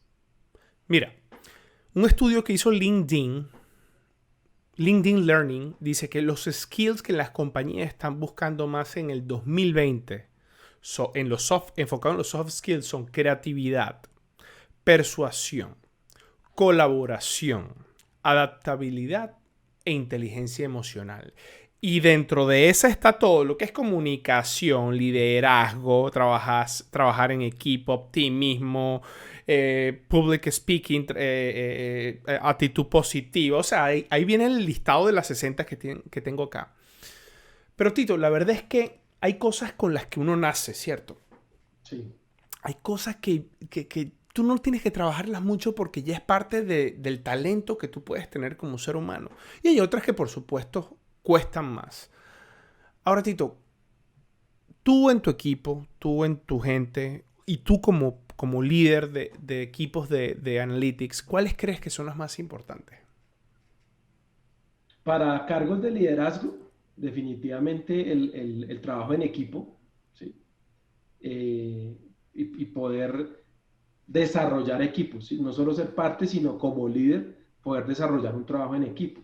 Sobre todo en lo que trabajamos, pues tú también en tu área de especialidad, pero como uno le responde a necesidades de negocio, ese técnico que cree que solo con su gran conocimiento técnico puede generar el impacto y ya, pues está destinado a ser un muy buen técnico, que también es un camino válido. Pero una de las cosas que yo digo en cargos de liderazgo para mis equipos uno es el trabajo en equipo, ¿sí?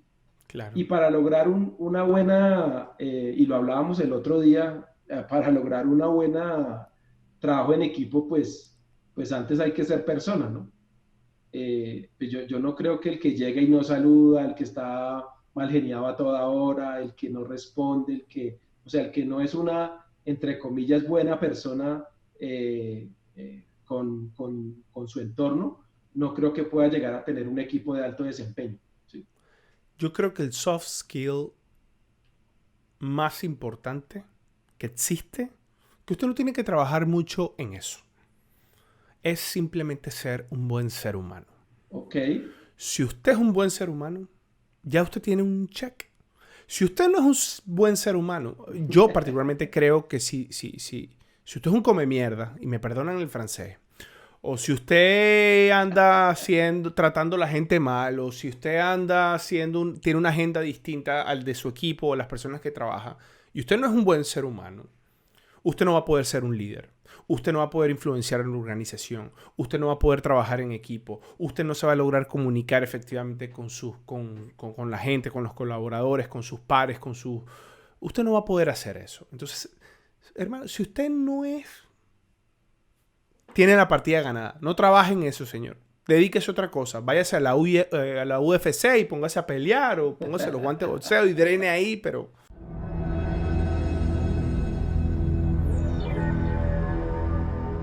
Llegó este 2020 con sus cosas buenas, que fueron poquitas, pero con sus cosas también no tan buenas. Entre ellas, por supuesto, el virus. Y he leído por todos lados que el mejor CTO que ha tenido una compañía se ha llamado el coronavirus. ¿Qué opinas tú? Sí, la verdad es que es un año que nos va a enseñar muchísimo. Primero que nada, porque todo lo que creíamos que podía esperar, hoy en día nos arrepentimos de no haberlo hecho antes. Es impresionante la cantidad de roadmaps que se aceleraron, que se priorizaron. Y si bien es impredecible una pandemia, es algo que hubiese sido difícil culpar a alguien por no haber actuado antes, sobre todo en materia de tecnología. Algo que sabemos es que el mundo cada vez gira más rápido. Nunca va a volver a girar tan lento como está girando hoy en día. Entonces, cada momento perdido en avanzar un paso. Yo recuerdo mi primer semana en Globant. Fui a una reunión y uno de nuestros C-levels en su momento dijo, si no estamos un paso adelante mañana, estamos un paso atrás. Wow. Y esa ha sido la mentalidad que realmente he visto reflejado en todo este tiempo, y es algo que muchas veces se pierde. Entonces, lo interesante es que no solo el CTO, sino que creo que ha sido el mejor CMO, el mejor COO, el mejor directivo de todas las empresas, porque realmente nos forzó no solo a empujar desde tecnología, sino a empujar desde todo el frente. Y en muchos casos forzó a las malas. Habían compañías que simplemente no estaban preparados para esto y les tocó. Sí, la verdad es que, digamos, definitivamente es algo que en algunos momentos suena duro, pero realmente creo que por un lado va a empujar a muchas empresas a mejorarse, y eso puede ser una llamada de atención que las ayude a adaptarse al futuro y a mejorar sus chances, pero también hay muchas empresas que probablemente no lo hagan, no solo porque sus mercados no se adapten, sino porque algo que estamos viendo es que la brecha entre las empresas que se adaptan y las que no se adaptan se está volviendo cada vez más grande. La complejidad de tecnología se está volviendo cada vez más grande, y eso hace que la velocidad que están adquiriendo los líderes es cada vez mayor y es muy difícil de alcanzarlo.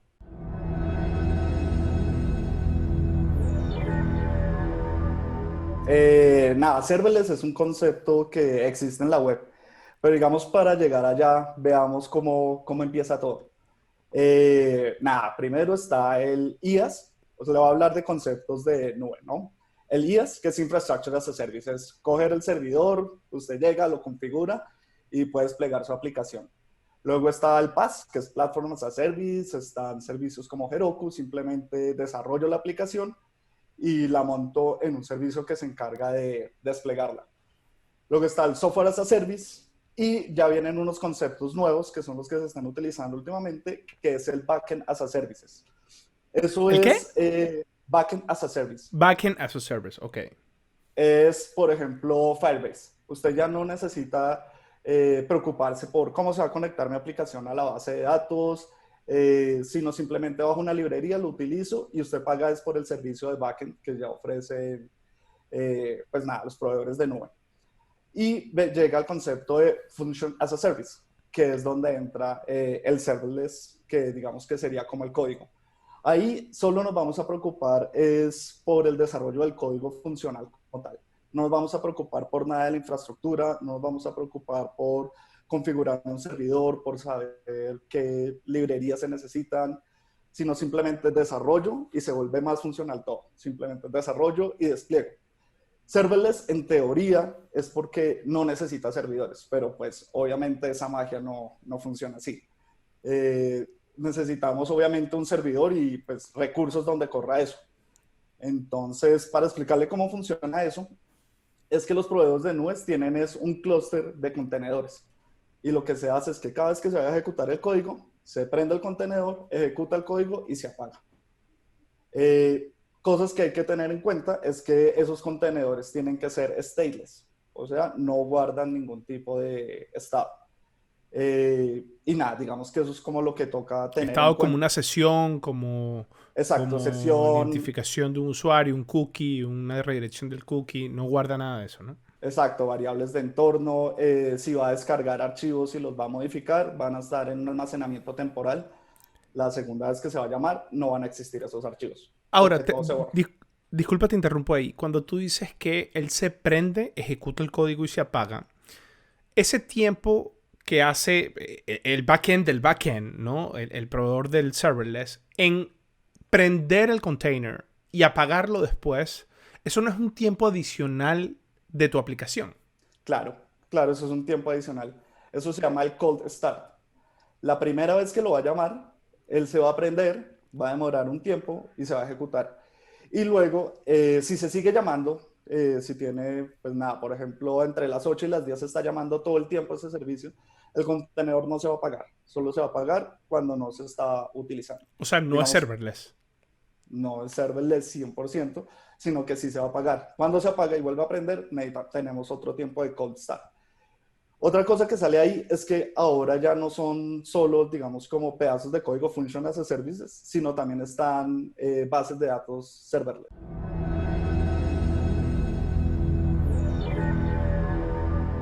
Tú reclutas normalmente estos perfiles y te toca reclutar a Superman también. ¿Sí? ¿Y cómo haces para reclutar a Superman? ¿O qué buscas? ¿Cuáles son las cualidades más importantes de un científico de datos que tú tienes en tu checklist? Ok, bueno, pues como lo dice Tito, es lo que realmente vemos en el mercado. Nos encontramos con un listado interminable de requisitos y se les hace muy complicado a estos profesionales poder aplicar y poder encontrar un candidato 100% alineado.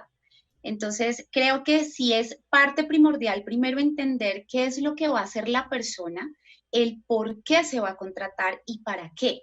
¿Sí? Porque nos piden un listado de requisitos, pero en el momento de la práctica o de llevarlo a la realidad, la persona no resulta haciendo eso. Resulta siendo algo mucho más sencillo y no necesita los 15 años de experiencia, el PhD, el conocimiento en múltiples lenguajes, múltiples plataformas.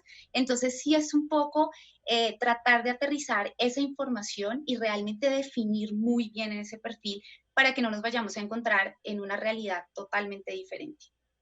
Tito, cuando tú buscas un científico de datos, ¿qué check tiene que tener? Bueno, como te mencionaba, nosotros en el laboratorio armamos equipos de ciencia de datos, ¿sí? Y tenemos diferentes perfiles. Dentro de los científicos de datos hay distintos perfiles. Claro, claro. Okay. Por ejemplo, tenemos unos científicos de datos que llamamos científicos de datos digitales, que van más asociados a la explotación de la data de los portales, las apps, los desarrollos digitales, más enfocado a todo el tema de apoyar a marketing en todo el tema de marketing, tagging, de eventos, tagging, visualización de funnels de conversión, como además ellos también están pensando con sus ingenieros de datos digitales en cómo voy a activar esa data después, cómo la conecto con redes sociales, cómo la conecto con buscadores, y ese perfil es diferente al que contrato para hacer inteligencia artificial, ¿sí? De hecho, dentro de inteligencia artificial hay también subespecialidades. Entonces, ahorita estamos haciendo proyectos de, por ejemplo, explotación de audios. Entonces, ahí tiene que tener un conocimiento de procesamiento natural del lenguaje, de herramientas de traducir grabación, de speech to text, de grabaciones a texto, de analítica de datos textuales, ¿sí? Diferente al que me hace modelos de churn o usa machine learning para modelos de recomendación.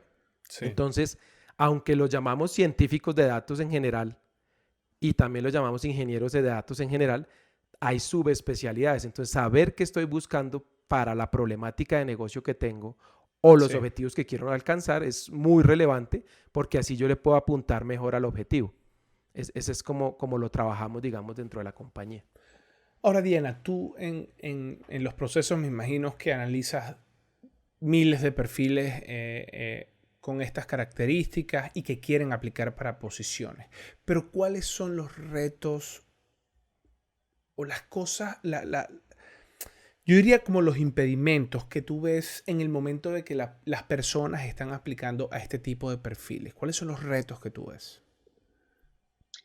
Bueno, pues como lo decíamos, los principales retos son enfrentarse a ofertas en las cuales es imposible aplicar, ¿sí?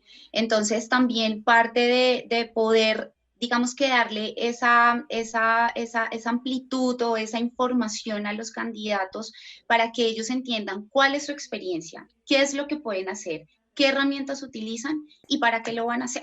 Entonces, digamos que lo primordial está allí, entender muy bien, porque como lo dice Tito, dentro del mundo de ciencia de datos encontramos un montón de perfiles, personas más especializadas hacia el machine learning, personas más especializadas hacia, no sé, procesamiento de lenguaje natural en texto, en audio, en geolocalización. Entonces, hay un montón de herramientas, de plataformas y de conocimientos específicos también para cada negocio y para cada área. Todas las compañías definitivamente son diferentes y tienen necesidades de negocio totalmente distintas. Entonces, poder juntar ese candidato y que haga ese match con la compañía y que entienda también el negocio es supremamente indispensable, ¿sí? Entonces, digamos que nuestro trabajo también como consultores, más que solamente estar desde el lado de reclutamiento, sino en ese proceso de sentarnos con las compañías, con los líderes, entenderlo, y asimismo cuando los candidatos nos aplican a las ofertas y nosotros hacemos ese proceso de entrevista, identificar si realmente cumple esos requisitos para lo que lo vamos a contratar. Entonces creo que es ahí ese reto y obviamente o sea, estamos viviendo un proceso de transformación tecnológica impresionante. Todas las compañías quieren crear sus áreas de inteligencia artificial, de analítica, y muchas veces en esa urgencia por querer contratar este tipo de perfiles terminan sesgándose con un ideal y no con la realidad de lo que realmente vamos a encontrar en el mercado.